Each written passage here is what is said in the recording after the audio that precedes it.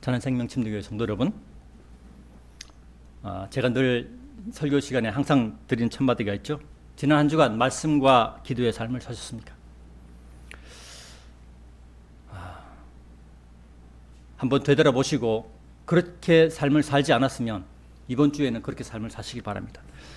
어제가 우리나라 전체, 한반도 전체가 일본의 압제로부터 광복을 맞이한 날이었습니다. 그리고 우리나라에서 기념하는 그 81주년은 광복절이었습니다. 저는 그리스도인으로서 광복절의 의미를 그리스도인의 관점에서 바라볼 필요가 있다고 생각합니다. 우리 민족이 다른 나라의 지배에서 벗어나 하나님을 자유롭게 믿을 자유를 주신 하나님께 감사하는 날이라는 관점입니다. 물론 얼마 되지 않아서 6.25 사변이 일어나고 거의 공산화 직전까지 갔었죠. 그런 상황에서도 하나님께서 또다시 이 나라에 자유를 허락하셨습니다. 그것이 우리의 선조들 때문에 그렇게 된 것입니까? 아니죠. 그래서 우리는 이런 기념일을 생각할 때마다 하나님께 감사하는 그러한 그리스도인이 되어야 한다는 것입니다. 그러한 관점으로 하나님께 감사하는 여러분들이 또 우리가 되었으면 좋겠습니다. 오늘 말씀의 제목은 교회가 해야 하는 일입니다. 교회가 해야 하는 일. 성도 여러분, 오늘날은 인터넷의 발달로 인하여 여러 소식을 알게 되는 상황을 맞이하게 되죠.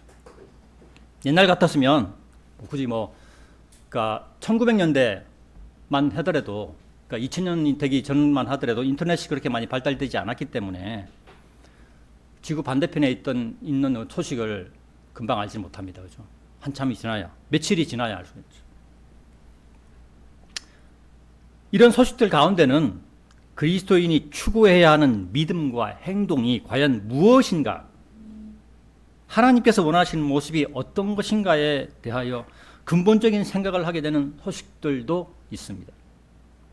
지난 수요일에도 잠깐 제가 말씀드렸지만, 얼마 전 부산에 있는 모 교회의 담임 목사가 미국 대통령을 만난 사진이 인터넷 신문에 올라온 일이 있었습니다. 저는 그 사진을 보면서 그 목사가 믿고 의지하는 존재가 과연 무엇인가에 대하여 생각해 보았습니다. 만약 그 목사가 이 나라의 자유에 대하여 기도하였다면 그것으로 만족해야 하는 것입니다. 그 이상의 행동은 교인들에게 사람을 의지하는 것을 당연한 것으로 여기게 하는 신호를 보내는 것이기 때문입니다. 목사는 기본적으로 자신이 해결할 수 없는 문제를 만났을 때 누구를 의지해야 하는가에 대한 답을 가지고 있는 사람입니다. 일반 성도도 아니고 교회의 담임 목사라는 사람이 의지할 사람을 찾아간다는 것에 한심한 생각만 들 뿐입니다. 이스라엘의 역사인 구약 성경에 기록된 주변 강대국들을 의지하려는 이스라엘과 유다의 왕들이 저는 생각이 났습니다. 그들의 결말이 어떠했는가가 생각이 난 것입니다. 역대기야, 그 대표적인 말씀 한번 찾아보도록 하겠습니다. 역대기야 16장입니다. 역대기야 16장 7절부터 13절에는 유다의 왕이었던 아사 왕의 마지막에 대하여 이렇게 기록하고 있습니다. 같이 한번 찾아보겠습니다. 역대기야 16장 7절부터 13절입니다.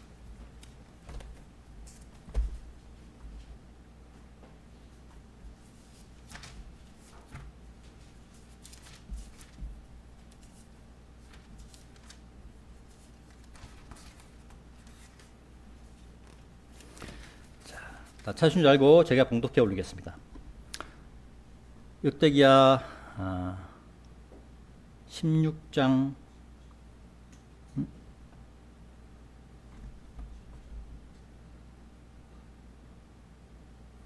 잠깐만요. 9절입니다. 죄송합니다. 잠시만요. 말씀이 어떻게 된 거지?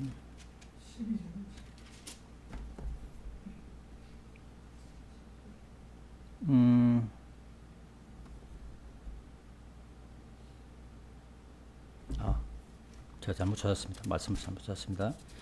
역대기하 죄송합니다. 16장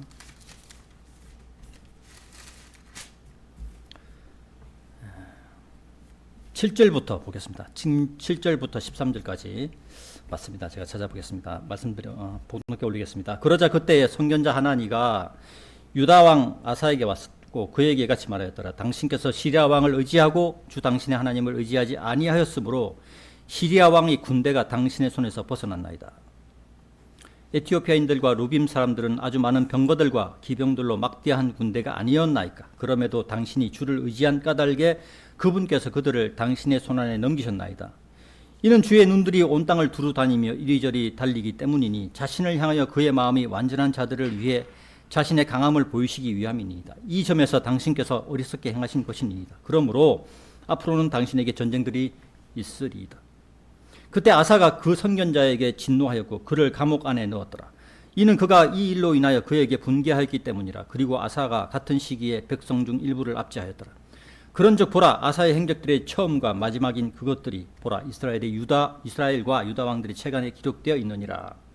그리고 아사는 그의 통치 제39년에 그의 두 발에 질병이 생겨 마침내 그의 질병이 지극히 위독하게 되었더라. 그럼에도 그가 자신의 질병 가운데 죽게 구하지 아니하였고 의사들에게만 구하였더라. 13절입니다. 이후에 아사가 그의 조상들과 함께 잠들었고 그의 통치 제41년에 죽었더라.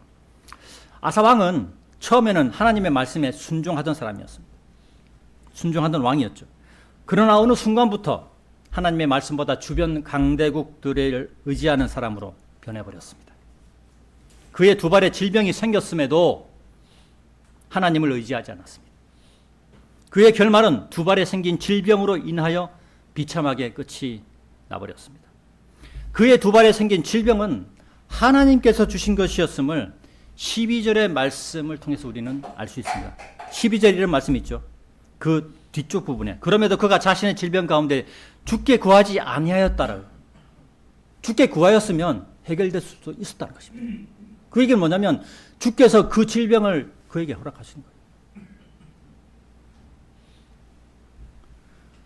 아사왕의 비유는 교회 시대인 오늘을 살아가는 우리에게도 시사하는 바가 크다고 하겠습니다. 우리는 과연 누구를 의지해야 할까요? 교회의 목사는 그것을 자신의 말과 행동으로 알려주는 사람입니다.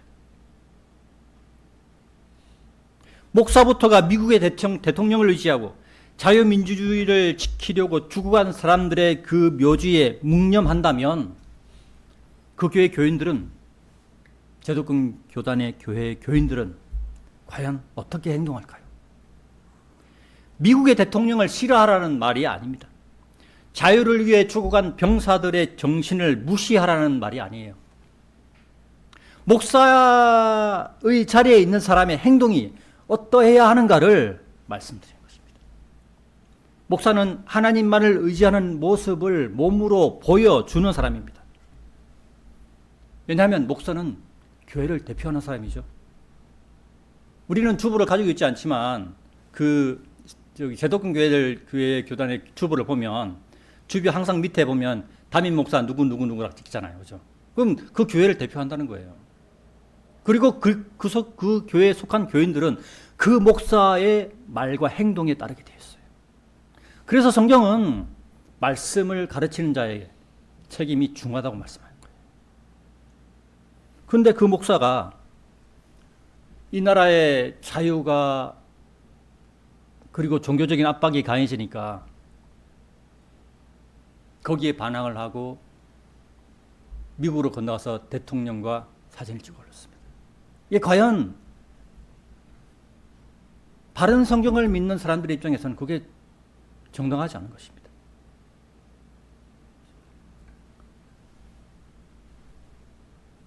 목사는 그것을 위해서 목사가 된 거예요. 그러나 오늘날 이 나라의 목사들은 어떻습니까? 감투쓰기를 좋아하고 나서기를 좋아하고 세상의 권력자를 쫓아가는 사람으로 비치고 있는 것입니다. 그러니 교회의 교인들에게 무엇을 기대할 수 있겠습니까? 오늘 말씀은 이것에 관하여 생각해 보는 시간을 갖고자 합니다. 오늘 말씀 제목, 교회가 해야 하는 일. 첫 번째, 말하라, 선포하라에 대해서 말씀드리겠습니다. 말하라, 선포하라.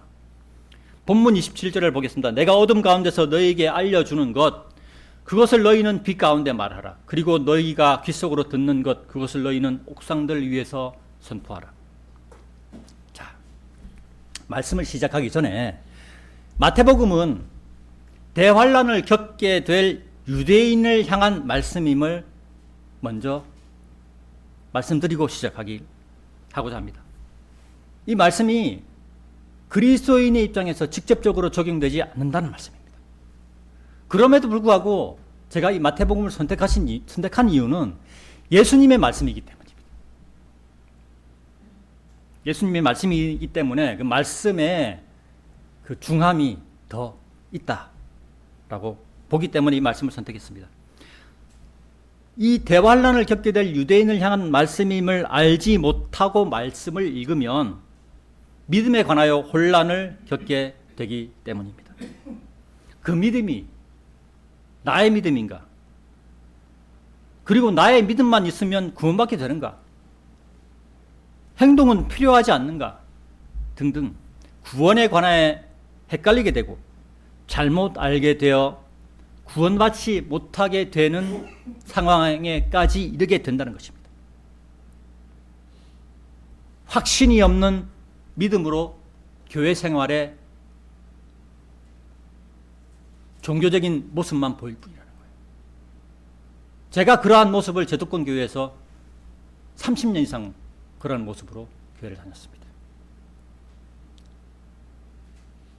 다행히 하나님께서 저를 사랑하셔서 거기서 건져내시고 바른 말씀으로 인도하신 것입니다. 그러나 많은 사람들은 거기서 떨어져 나가는 거예요. 이단으로 나가든 아니면 하나님을 그리스 로마 신화에 나오는 그런 사람으로 격화시켜서 교회를 떠나버리든 그렇게 된다는 것입니다. 교회 시대의 마지막 끝자락에 와 있는 우리가 살고 있는 이 시대의 구원 교리가 사람이 죄인임을 고백하고 오직 예수님의 믿음을 받아들이는 것으로 구원에 이르게 된다는 것을 우리는 알고 있습니다. 이제 본문 27절로 돌아가서 27절의 핵심은 이것입니다. 말하라, 선포하라입니다. 무엇을 말하고 선포하라는 것입니까? 여기서 우리는 성경 한 곳을 찾아보도록 하겠습니다. 고린도전서 1장 23절입니다. 고린도전서 1장 23절입니다.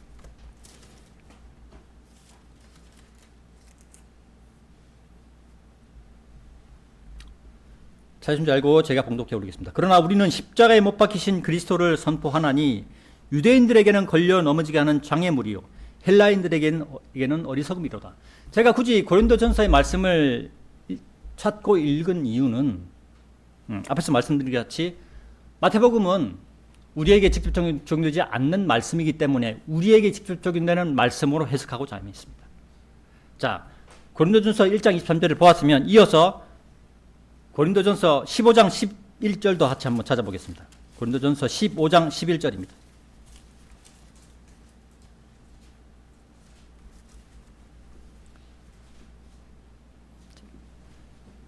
자신 줄 알고 제봉독 읽겠습니다.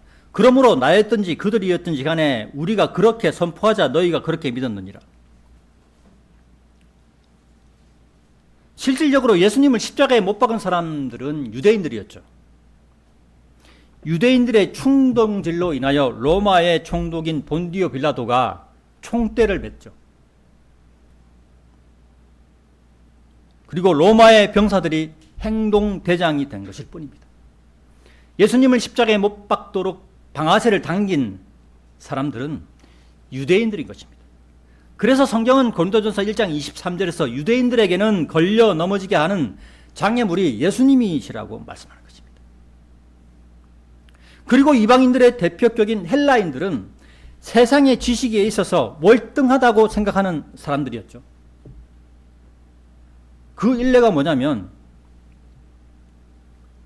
요즘도 철학에 관해서는 그리스의 철학자들이 되게 유명하죠. 플라톤, 소크라테스, 아리스토텔레스 같은 이런 등등의 이런 유명한 사람들이 모두 그리스 사람입니다. 헬라 문화권에 있었던 사람이라는 것이죠.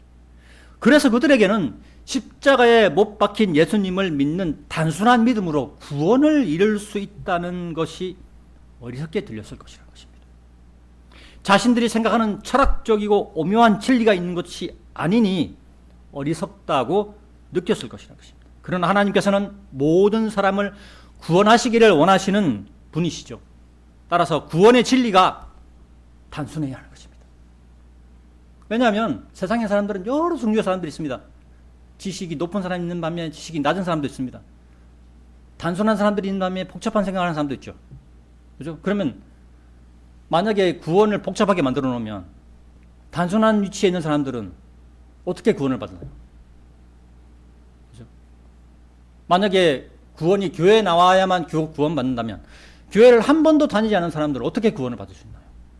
이와 똑같은 거죠. 하나님께서는 조건을 아주 단순하게 아주 쉽게 사람들이 구원받을 수 있도록 만들어 놓으신 것입니다. 구원의 진리가 복잡해야 할 것이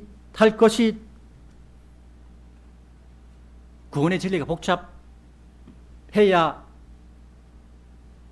한다면 구원의 진리가 복잡하다면 구원받을 수 있는 자가 얼마나 되겠습니까? 그래서 십자가에 못 박히신 예수님을 선포하자 듣는 자들 가운데 믿는 자들이 생겨났다는 것입니다. 말씀을 들으니 그것을 말씀만 이해하면 바로 예수님을 받아들이는 그러한 기적이 일어난 것입니다. 예수님께서는 모든 인류를 구원하시고자 이 땅에 오셨습니다. 그리고 그 사명을 완수하시고자 십자가에 못 박혀 죽으시고 부활하셨습니다. 누구든지 예수님을 받아들이면 생명의 부활로 다시 일으켜지도록 생명책에 이름이 기록되는 것입니다. 살아있을 때 예수님께서 공중으로 재림하시면 살아있는 채로 변화된 몸을 입는 것입니다. 그러나 구원의 교리를 말하는 자, 선포하는 자가 없다면 누가 구원받을 수 있겠습니까? 여러분 모두가 구원받은 이유가 무엇입니까? 여러분 각자에게 구원의 교리를 선포한 사람이 있었기 때문입니다. 이에 대해서 성경은 로마서 10장 14절과 15절에서 선포자의 발에 대하여 아름답다고 표현하고 있습니다. 제가 로마서 10장 14절과 15절을 한번 읽어보겠습니다. 그렇다면 그들이 믿지 아니한 분을 어떻게 그들이 부르겠느냐? 또한 그들이 들어보지 못한 분을 어떻게 그들이 믿겠느냐? 또한 선포자 한 명도 없이 어떻게 그들이 듣겠느냐? 또한 그들이 보내심을 받지 않았는데 어떻게 그들이 선포하겠느냐? 기록된 바와 같으니 화평의 복음을 선포하고 좋은 것들의 반가운 소식들을 가져오는 발은 얼마나 아름다운가 하였도다. 하나님께서는 화평의 복음을 선포하는 자가 아름답다고 말씀하는 거예요. 그 발이 아름답다고 말씀하는 것입니다. 요즘은 교회 내에서도 구원의 교리를 가르치지 않는다고 합니다. 주류 이 제도권 교회, 많은 인원을 보유하고 있는 그런 교회들 안에서도 구원의 교리를 가르치지 않는다고 하는 것입니다. 구원의 교리를 모르니 잘못된 자신만의 믿음으로, 자신만의 생각으로 살아가는 사람들이 점점 늘어나는 것입니다. 이런 현상을 통하여 우리는 교회 시대가 끝나가고 있다는 또한 교훈을 얻을 수 있습니다. 이럴 때일수록 바른 말씀에서, 바른 말씀 위에 서 있는 우리는 정신을 차리고 구원의 교리를 선포하는 것에 열심을 내야 한다는 것입니다. 이것이 오늘날 교회 시대의 끝자락, 마지막 시대에 우리 교회에 주신 하나님의 사명인 것입니다. 오늘 말씀의 제목, 교회가 해야 하는 일. 두 번째로, 하나님을 두려워하는 삶을 살아야 한다에 대해서 말씀드리겠습니다. 하나님을 두려워하는 삶을 살아야 한다. 본문 28절부터 31절을 보겠습니다. 그리고 몸을 죽여도 혼을 죽일 수 없는 자들을 두려워하지 말라. 반면 혼과 몸 모두를 지옥에서 파괴시킬 수 있으신 그분을 오히려 두려워하라. 참새 2마리가 일파등에 팔리지 아니하냐? 그리고 너희 아버지 없이는 그것들 중 한 마리도 땅바닥으로 떨어지지 아니하리라. 오히려 너희 머리에 있는 바로 그 머리카락들까지도 전부 계수되느니라. 그러므로 너희는 두려워하지 말라. 너희는 여러 마리의 참새들보다 더 귀중하니라. 본문 28절의 말씀은 사람의 몸이 몸 하나만으로 되어 있지 않음을 증거하는 말씀입니다. 이 땅을 살아가는 사람은 최소한 한 번씩은 장례식장을 다녀옵니다. 아까 오전에 집사님께서도 말씀하셨지만 그 장례식장을 최소한 한 번씩은 다녀옵니다. 가족이나 친척이나 친구나 사회에서 알고 지내던 사람과의 관계로 인하여 장례식장을 다니게 되는 것입니다. 사람은 장례식장을 다녀오는 경험을 통하여 사람의 죽음 앞에 겸손해집니다. 겸손해지는 이유는 죽음이 살아있는 사람과 죽은 사람 사이를 나누기 때문입니다. 다시는 볼 수 없는 사람으로 기억된다는 생각 때문입니다. 이것이 세상 사람들이 가지고 있는 생각이죠. 이제 다시는 그 사람을 볼 수가 없다. 하지만 성경은 사람의 몸은 죽어 없어지지만 혼은 죽지 않는다는 것을 우리에게 말씀하고 있습니다. 본문 28절의 말씀이 그것입니다. 몸을 죽여도 혼을 죽일 수 없는 자들은 지금도 이 땅에 존재하죠. 대표적인 자들이 정치 권력을 손에 쥐고 있는 자들입니다. 자신들의 권력으로 사람의 목숨을 파리 목숨처럼 여깁니다. 이런 현상은 공산주의 그 체제의 국가에서 특히 많이 나타납니다. 그리고 우리나라에서도 발생하는 의문의 죽음, 즉 의문사들의 대부분은 자살이 아닌 타살인 경우가 대부분일 것으로 추측됩니다. 공산국가에서는 대놓고 사람을 죽이지만 자유민주주의 국가에서는 의문사로 위장할 수밖에 없는 체제이기 때문입니다. 만약에 그것이 드러나면 다음 선거에서 표를 주겠습니까? 그죠? 체제가 그렇다는 것입니다. 예수님께서는 몸을 죽여도 혼을 죽일 수 없는 자들을 두려워하지 말라고 말씀하십니다. 이 말씀에 적용을 받는 사람은 일반 세상 사람들 아닙니다. 예수님을 믿고 구원받은 사람이에요. 모든 사람이 이 말씀에 적용되지 않는다는 말씀입니다.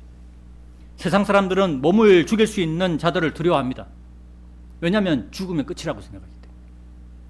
그러나 예수님을 받아들이고 구원받은 사람은 몸을 죽여도 혼을 죽일 수 없는 자들을 두려워하지 않아야 합니다.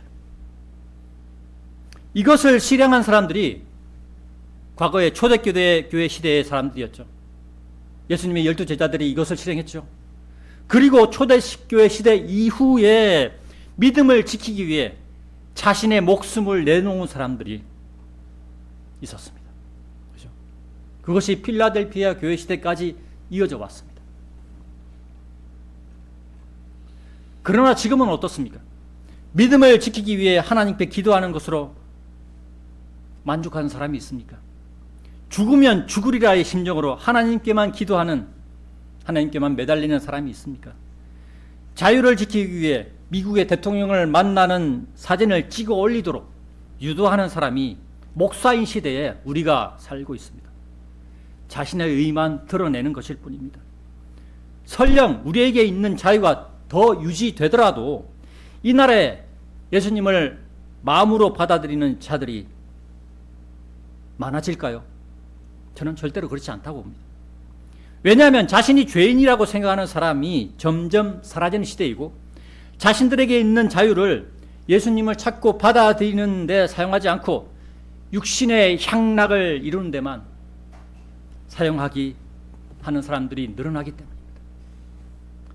요즘은 이 자동차의 소비 패턴도 달라지고 있죠. 주로 이 주말이면 캠핑을 가는데 한동안은 막 그 캠핑카가 난리였습니다. 그래서 이 공영 주차장 같은 데 보면 캠핑카로 그냥 그득그득 찼어요. 그래서 그것이 문제화 되었던 그런 때도 있었습니다. 사람들이 주말만 되면 자기에게 쌓인 스트레스를 풀려고 자연으로, 세상으로 그 좋은 환경을 찾아서 떠나버립니다. 그들에게 과연 예수 그리스도가 들어갈 수 있을까요? 이런 시대에 우리는 살고 있습니다. 지금까지 우리가 누린 자유는 하나님께서 허락하신 것에 있습니다. 이 나라가 광복을 맞이한 것도 하나님의 인도하심에 의한 것이지 우리의 선조가 잘해서 된 것이 아님을 우리는 그리스도인은 반드시 알아야 합니다. 그러나 세상은 어떠합니까? 독립운동을 행동으로 옮긴 자들을 칭송하는 것이 이 세상입니다. 특히 한국의 이 분위기죠. 한국이 광복을 맞이한 것은 우리의 선조가 독립운동을 해서 이루어진 것이 아닙니다. 일본이 미국을 건드리지 않았으면 우리의 광복은 아마 없었을 것입니다. 아마 있더라도 엄청 더 늦게 이루어졌을 것입니다. 그렇죠? 이 나라가 공산화되기 직전까지 갔다가 극적으로 자유를 찾은 것도 하나님의 인도하심이 있어서입니다. 이 나라가 가장 가난한 나라에서 경제 대국이 된 것에도 하나님의 인도하심이 있어서입니다. 우리의 머리카락이 몇 개인지 전부 계수된다고 예수님께서 말씀하십니다. 우리는 이런 분을 알고 믿고 구원받은 자들이 되었습니다. 그러니 우리는 어떻게 행동하여야 하겠습니까? 하나님께서 원하시는 그러한 일을 적극적으로 행하는 그리스도인이 되어야 하지 않겠습니까? 하나님께서 원하시는 일은 예수님을 선포하는 일입니다. 예수님을 선포하려면 먼저 해야 될 일이 있습니다. 성경 공부에 참석해야 합니다. 예수님을 선포하려면 예배에 참석해야 합니다. 진리의 지식을 알고 자신을 하나님께 드리는 자가 먼저 되어야 한다는 것입니다. 진리의 지식을 알고 자신을 하나님께 드리는 자가 된다면 담대한 믿음을 소유하게 되는 것입니다.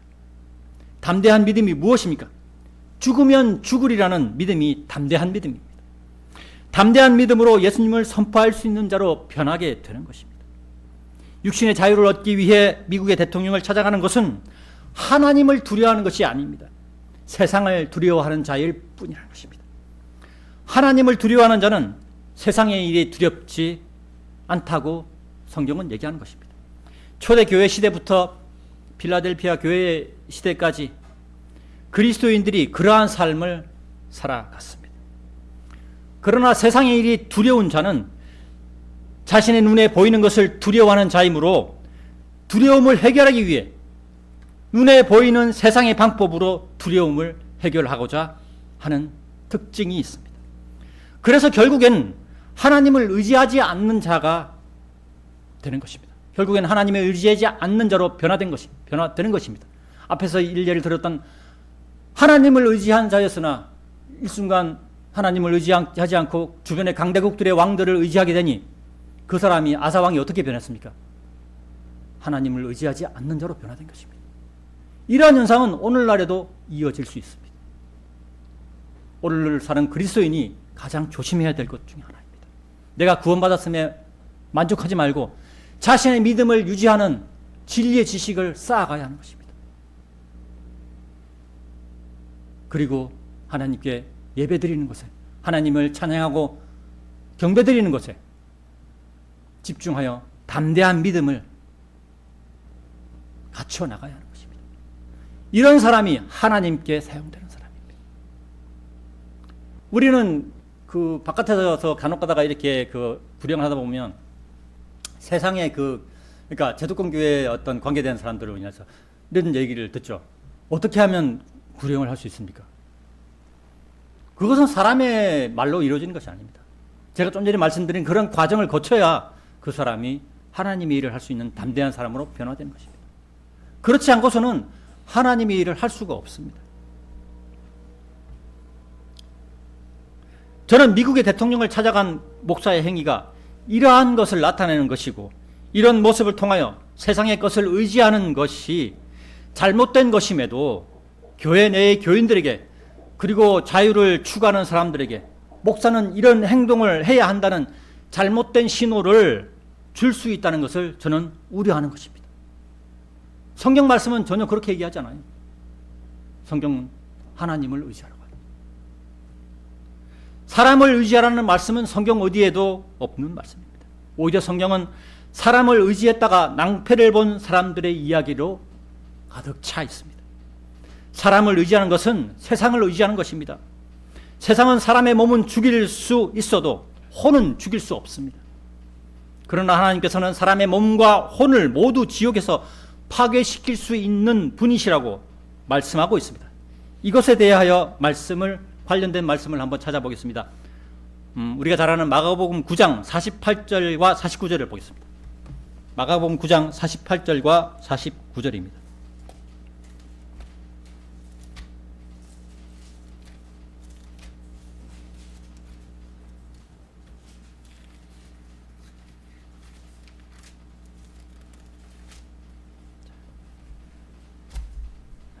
찾으신 줄 알고 제가 봉독해 올리겠습니다. 48절입니다. 그곳에는 그들의 구더기도 죽지 않고 불도 꺼지지 아니하느니라. 이 말씀은 앞에 44절과 46절에도 그대로 똑같이 기록되어 있습니다. 세 번이나 기록되어 있습니다. 중요하다는 거죠. 49절입니다. 이는 모든 사람이 저마다 불과 함께 소금에 절여질 것이요 모든 희생 제물이 저마다 소금에 절여질 것이기 때문이라. 자, 이게 소금과 절여진다는 말이 나오죠. 자, 우리가 절여진다는 표현할 때 가장 먼저 생각나는 것이 무엇입니까? 바로 김장김치. 예, 배추가 싱싱하게 살아있는 것처럼 보일 때 우리는 어떻게 합니까? 소금에 절이죠. 그죠? 그래서 하룻밤 동안 쫙 이렇게 소금에 담가 놓으면 배추가 어떻게 되죠? 배추가 자기가 싱싱하게 살아있는 이파리가 힘을 잃고 밑으로 축 쳐져 버리죠. 그죠? 그리고 이제 다루기 쉽게 되는 거죠. 그럼 여기에 이는 모든 사람이 저마다 불과 함께 소금에 절여질 것이다 라고 얘기하고 있죠. 어디서? 지옥에서. 누가? 구원받지 못한 사람이 소금에 불과 함께 절여진다. 자, 그러면 어떻게 되겠습니까?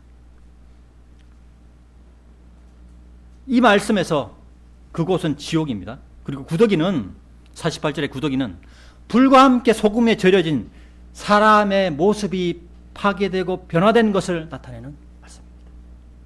무시무시합니다. 자, 우리는 이렇게 생각할 수 있습니다. 사람이 죽으면 몸은 죽으니까 그러면 혼만 있는 거 아니에요? 성경 말씀하죠. 사람은 죽고 난 이후에 생명의 부활로 일으켜지고 죽음의 부활로 일으킨다고 얘기하죠. 그럼 뭡니까? 일으킨다는 얘기는 몸을 갖고 있다는 얘기잖아요. 그렇죠? 이 육신의 몸이 아니고 새로운 몸을 입게 된다는 거예요. 그 몸을 통해서 지옥에 가면 그 몸과 그 혼이 구더기와 같은 모습으로 변화되는 것입니다. 죽음의 부활로 일으켜진다면 지옥의 영원토록 꺼지지 않는 불 속에서 소금에 절여지는 고통을 받게 됩니다. 그 결과 죽음의 부활로 일으켜진 몸과 혼이 구더기의 모습으로 변화되는 것입니다. 사람이 구더기의 모습으로 파괴되고 변화되어 영원한 고통을 받게 되는 것입니다. 이 말씀을 알기에 우리는 하나님을 두려워하는 것입니다. 성경은 믿는 자들을 향하여 여러 마리의 참새들보다 더 귀중하다고 말씀합니다. 여러 마리의 참새들은 세상의 것들을 말하는 것입니다. 세상의 것들도 하나님의 허락 없이는 땅바닥으로 떨어지지 않는다고 말씀합니다. 또한 하나님께서는 우리의 머리카락들까지도 전부 알고 계시는 하나님이라고 말씀하고 있습니다. 지금 현재 저뿐만 아니고 여기에 앉아있는 여러분 머리카락 다 몇 개? 지금 현재 저 자매의 머리카락은 몇 개야? 저 형제의 머리카락은 몇 개야? 하나님께서 다 아시고 계시는 거예요. 그래서 성경은 너희는 세상의 것들을 두려워하지 말라고 얘기하고 있습니다. 우리가 하나님을 두려워하고 하나님의 말씀대로 살아갈 때 우리는 세상의 것들을 두려워하지 않게 되는 거예요. 왜냐하면 하나님께서 우리의 든든한 뒷배가 되기 때문입니다. 우리가 하나님의 편에 서 있기 때문입니다. 사람을 지옥으로 보내서 구더기로 만드실 수 있는 능력을 가지고 계신 분께서 우리를 선택하셔서 구원해 주시고 우리를 하나님 일을 하는 그리스도인으로 삼아 주셨습니다. 그러한 우리가 이 세상의 것이 무엇이 부족하여 이 세상의 것이 무엇이 부러워서 이 세상의 것을 겁내고 이 세상의 것에 복종하며 살아가야 하는 것입니다. 그렇진 않죠.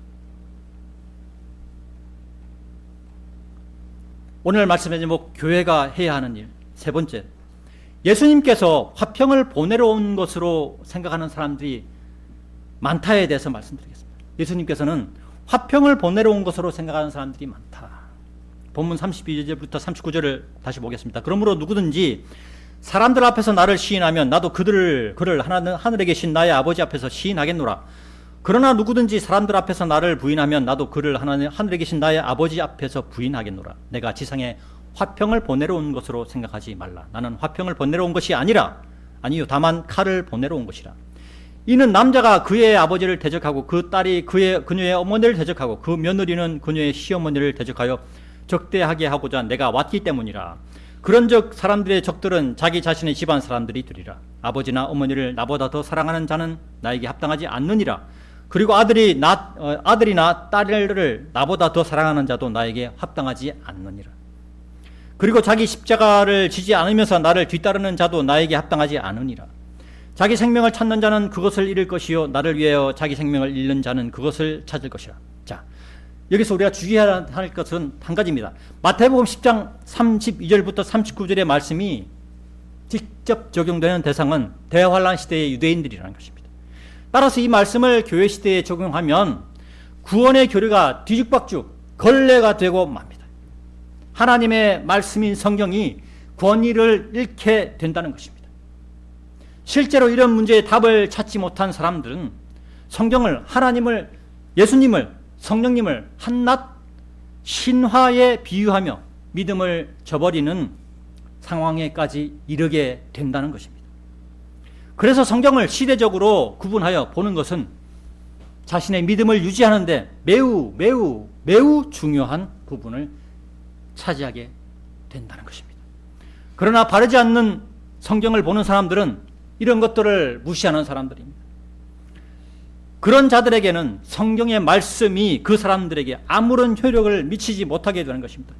결국 끝없는 의심 속에서 진리의 지식이 없으므로 믿음이 자라나지 못하고 구원의 확신도 없는 가운데 행위를 강조하는 삶을 살다가 삶을 마감하는 안타까운 상황을 맞이하게 되는 것입니다. 이것이 마귀가 말씀이 변질된 성경을 이용하는 목적입니다. 그래서 성경은 이렇게 말씀하고 있습니다. 베드로후서 2장 1절과 2절에는 그러나 거짓 예언자들이 백성 가운데 있었던 것 같이 곧 거짓 선생들이 너희 가운데 있으리라. 그들은 심지어 자기들을 사신 주를 부인하며 영벌의 심판을 받을 이단 교리들을 은밀히 들여와 급격한 멸망을 자기들 위해 가져오리라. 그런즉 많은 이들이 그들의 파괴적인 길들을 따르리니 그들 때문에 진리의 길이 악하게 언급되리라. 하나님의 말씀인 성경을 시대별로 구분하지 못하는 것은 아닙니다. 하나님의 말씀인 성경을 시대별로 구분하는 것은 당연한 일입니다. 성경이 구약과 신약으로 나뉘어져 있듯이 성경 66권 중에서 39권은 구약에 속해 있고 27권은 신약에 속해 있습니다. 구약과 신약으로 나누어 놓은 기준은 예수님께서 이 땅에 처음 오신 것을 기준으로 나누어 놓은 것입니다. 단순하게 보기에 편안하고 나누어 놓은 것이 아닙니다. 구약 성경은 굵직굵직한 사건들을 기준으로 하여 말씀의 뉘앙스가 변화되는 것을 우리는 알 수 있습니다. 이것을 시대가 변화되는 과정으로 보는 것입니다. 하나님의 관점이 변화되는 것으로 보는 것입니다. 그리고 신약 성경에서는 27권의 책마다 하나님의 관점이 성경의 머릿말에 속하는 1절과 2절에 그 책의 특징이 기록되어 있습니다. 이 성경은 어떤 성격이나 특징을 가지고 있으며 누구에게 적용된다는 것을 알 수 있게 기록되어 있다는 것입니다. 이것을 기준으로 나누어 놓은 것이 성경을 시대적으로 바라보는 관점입니다. 성경을 시대적으로 바라보는 관점이야말로 교회 시대의 마지막인 오늘날 혼란한 시대에 그리스도인들에게 가장 필요한 덕목이라고 생각합니다. 마귀는 이런 사실을 숨기고자 하여 변질된 말씀을 사용하는 자들의 욕심을 이용하여 바른 말씀을 사용하는 그리스도인들을 이단으로 정죄하는 모습을 보여주고 있습니다. 결국 오늘날 교회의 모습은 어떠합니까? 베드로후서 2장 2절의 말씀처럼 매우 많은 이들이 이단의 길들에 참여하는 모습을 보이고 있습니다. 바른 말씀이 진리의 길인데 이단처럼 악하게 언급되는 세상이 되어버렸습니다. 성경의 말씀대로 이루어져 가는 것을 확인하는 시대에 우리가 살고 있습니다. 그래서 우리는 희망을 갖는 거예요. 그러한 악한 상황 속에서도 하나님께서 역사하시는다는 사실을 우리는 깨달을 수 있는 것입니다. 결국 믿음의 성장에도 빈익빈 부익부가 생기는 것입니다. 진리의 말씀을 알고 있고 시대적으로 성경 말씀을 구분한다면 그 믿음이 자랄 것입니다. 왜냐하면 진리의 지식이 그곳에 있기 때문입니다. 그러나 그렇지 못하고 모든 성경을 나에게 맞춘다면 그 사람은 믿음에 있어서 아무것도 모르는 사람, 진리의 지식을 아무것도 모르는 사람으로 추락하게 될 것입니다.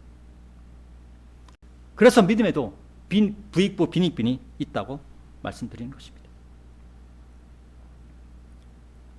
대환란 시대의 믿음은 오늘날의 믿음과는 다른 믿음입니다. 오늘날의 믿음은 말 그대로 믿으면 구원이 이루어지는 그러한 시대입니다. 그러한 믿음입니다. 그러나 대환란 시대는 믿음을 시험하는 대환란이 있는 시대입니다. 요즘은 예수님을 믿는다고 해서 그 사람을 잡아가지 않지 않습니까? 그죠? 그런데 대환란 시대는 어떻습니까? 예수님을 믿는다고 얘기하는 사람들 다 잡아가요. 그래서 너가 예수 그리스도를 거부할 거냐? 예수 그리스도를 믿을 거냐를 갖다가 신문을 합니다. 그래서 나는 예수님을 거부할 수 없다고, 나는 예수님을 믿겠다고 그러면 그 사람은 죽어요. 그런 시대가 대환란 시대인 것입니다. 그죠? 그래서 부자 나사로가 지옥으로 갔고 부자가 지옥으로 갔고 거지 나사로가 천국을 한 이유가 거기서 있는 거예요. 부자는 자기의 돈 때문에 그 위협하는 것에 굴복하는 거예요. 그러나 거지는 가지고 있는 것이 아무것도 없지 않습니까? 그러니까 믿음을 유지할 수 있는 거예요. 그거에 거부할 수 있는 것입니다. 믿는 자가 666표를 받으면 믿음에서 떨어지는 시대입니다. 믿음을 지키려는 행위가 반드시 필요한 시대입니다. 그래서 예수님께서도 행위를 말씀하시는 것입니다. 믿는 자의 행위대로 구원이 되거나 행위를 하지 않아서 구원에서 떨어진다는 것을 나타낸 행위구원의 말씀이 32절부터 39절의 말씀에 기록되어 있습니다. 32절부터 39절의 말씀은 교회 시대를 살아가는 사람들에게는 직접적인 관련이 없는 말씀입니다. 오직 영적인 교훈을 받을 수 있는 말씀이라는 것을 우리는 먼저 이해해야 합니다. 34절의 말씀에서 예수님께서 이 땅에 오신 목적이 화평을 보내러 온 것이 아니라고 말씀하고 있습니다. 화평이 아니라 칼을 보내러 온 것이라고 말씀하십니다. 이것이 실행되는 시대가 대환란 시대예요. 오늘날에는 이것이 실행되지 않습니다. 가족 중에 내가 예수님을 믿는다고 해서 부모님이 나를 신고합니까? 아니죠. 그죠? 그죠? 그렇습니다. 그러니까 이 시대에는 적용되는 말씀이 아니라는 거죠. 칼에 대하여 35절부터 39절까지 그 칼에 대해서 설명하고 있죠. 예수님이 이 땅에 계실 때의 칼은 전쟁을 대표하는 무기였습니다. 그리고 전쟁은 상대방을 적대하는 행위 중에서 최후의 마지막 수단입니다. 대환란 시대는 자신의 목숨을 지키기 위하여 믿음을 지키는 가족을 같은 가족 안에 있는 자가 고발하는 시대가 된다는 것입니다.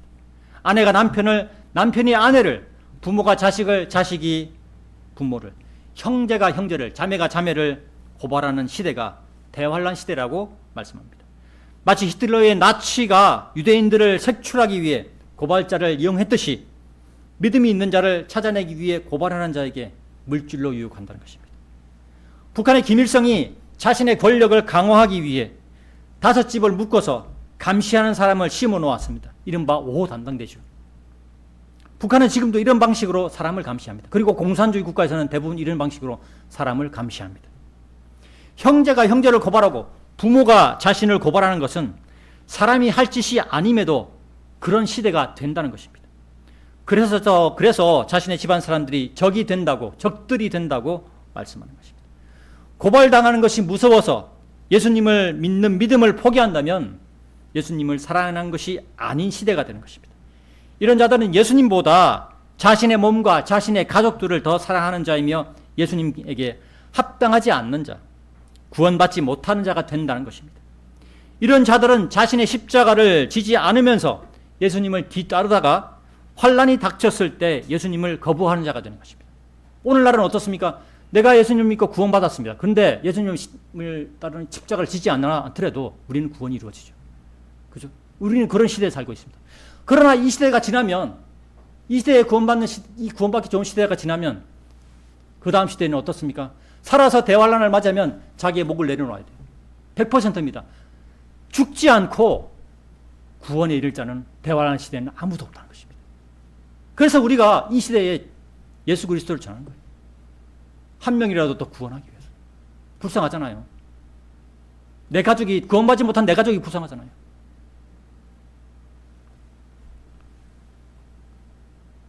몸은 죽게 되지만 생명의 부활로 일으켜진다는 것입니다. 비록 몸은 죽게 되지만. 대환란 시대와 비슷한 고난의 시대가 교회 시대 가운데, 초대 교회 시대부터 필라델피아에 있는 교회 시대까지 그 역사 가운데 있었습니다. 실제로도 많은 그리스도인이 믿음을 지키고자 하여 목숨을 잃었습니다. 그러나 대환란 시대와는 차이가 있습니다. 교회 시대의 여러 시대인 에베소 교회에서부터 필라델피아에 있는 교회 시대까지 시대들에서는 구원을 이루는데 행위가 필요하지 않은 시대죠. 단지 그들은 자신들에게 임한 예수님의 믿음을 지키고자 하는 열정, 예수님 때문에 구원받았음에 감사하며 배신하지 않겠다는 순수한 생각 가운데 있었던 것입니다. 오늘날에도 우리에게는 이것이 필요합니다. 그렇죠? 오늘날을 살아가는 사람들은 예수님께서 이 땅에 오신 목적을 화평을 주시려고 온 것으로 생각하는 사람들이 대부분입니다. 그 생각의 결과물이 무엇인 줄 아십니까? 바로 크리스마스예요. 성탄절입니다. 그죠? 이 성경 말씀에 어디에 성탄절이 있습니까? 없잖아요. 그 성탄절이 왜 있습니까? 사람들은 크리스마스를 통하여 사랑과 화평의 이미지를 주로 생각합니다.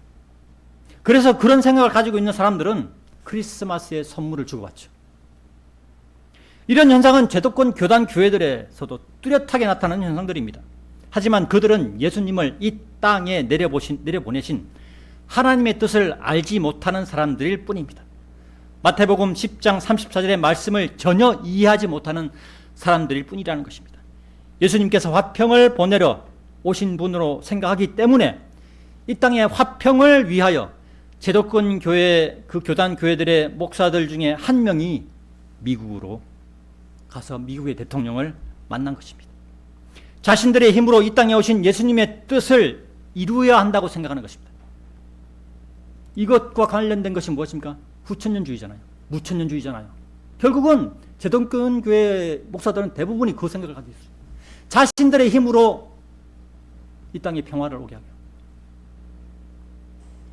그것은 미국에 있는 대부분의 교회들도 마찬가지입니다. 성경의 말씀도 모르고 있으면서 목사의 일을 하려니 사람을 의지하는 우스꽝스러운 일이 벌어지는 것입니다. 하나님이 보시기에 얼마나 한심스러우실까요? 오늘 말씀의 결론입니다. 오늘 본문 말씀인 마태복음 10장 27절부터 31절의 말씀에서 말하라, 선포하라, 두려워하라, 두려워하지 말라라는 말씀을 보았습니다. 교회 시대의 끝자락에 와 있는 우리는 진리의 지식을 배우고 익혀서 예수님에 대하여 말하고 선포하는 그리스도인이 되어야 합니다. 그리고 하나님을 두려워하고 세상을 두려워하지 않는 그리스도인으로 우리는 살아가야 합니다. 그래야 요즘 시대에, 이 시대의 흐름에 우리가 휩쓸려 가지 않습니다. 그렇죠? 요즘 이 나라에 일어나는 일들을 볼 때에 하나님의 인도하심이 없다면 해결되지 않겠다는 일들이 너무나 많죠. 그래서 우리는 그리스도인으로서 하나님께 기도해야 하는 것입니다. 누구처럼 사람을 의지하는 자가 되어서는 절대로 안 됩니다. 그런 모습은 하나님을 배반하는 모습일 뿐입니다. 요즘처럼 어수선한 시대에 교회가 해야 할 일은 무엇인가에 대해서 우리가 생각해 보았습니다. 세상 사람들처럼 자신의 목소리를 높이는 것이 과연 하나님께서 원하시는 것일까요? 잠언 15장 29절에는 이런 말씀이 있습니다. 주께서는 사악한 자들에게서 멀리 계시느니라. 그러나 그분께서는 의로운 자들의 기도를 들으시느니라. 우리는 원래 의로운 자들이 아니었죠. 죄악된 자들이었죠. 그러나 예수님을 받아들인 이후로 의로운 자들로 변화되었습니다. 의로운 자들이 되었습니다. 의로운 자들의 기도를 들으신다는 말씀에 근거하여 기도하고 예수님을 전하며 하나님을 두려워하고 세상의 일에는 두려워하지 않는 그리스도인으로 변화되어 하나님께 모든 영광을 돌리며 감사할 줄 아는 우리 모두가 되어야 하겠습니다. 이상으로 2026년 8월 16일 주일 설교를 모두 마치도록 하겠습니다.